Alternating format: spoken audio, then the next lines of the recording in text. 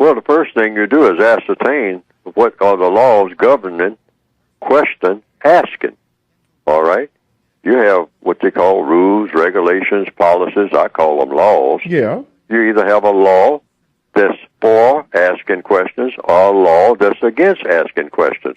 So you ask the obvious question, how many questions are too many? In other words, a person says, well, you asked too many questions.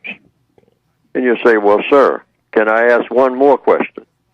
And if he gives you permission to ask that question would be the logical question. Sir, how many questions in this institution are too many? You know. And then if they say, well, 365, you can ask one question per day, calendar year. Oh, you say, okay. And then you check and see how many questions you have asked in that year. And if you've gone over 365, well, then you say, well, I've used up my questions for this year. But now if they bring up anything, said, well, if you didn't know what you were doing, why didn't you ask somebody? And then you can remind them then, sir, you told me on April the 20th that I had used up my allotment of questions for this year, if you recall. So I didn't ask about what I was going to do in that assignment and how I was going to go about doing it.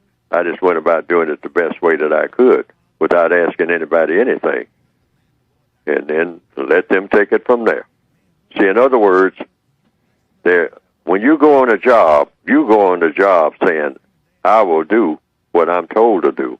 And when it gets to the place I can't do what I'm told to do, I'm going to leave the job. That's your approach. See what I mean? That is not your job. You asked for that job. See, that was a question. Can I work here? And the person looks you over and says, well, we'll see. We'll try you. Yes, you can. But you will have to follow instructions that we give you. So once you do that, you want to always be in position to say, I did what I was told. And when it gets to the place where you can't do what you were told, you need to get another job. I mean, that's because we're all prisoners of war. Don't forget that.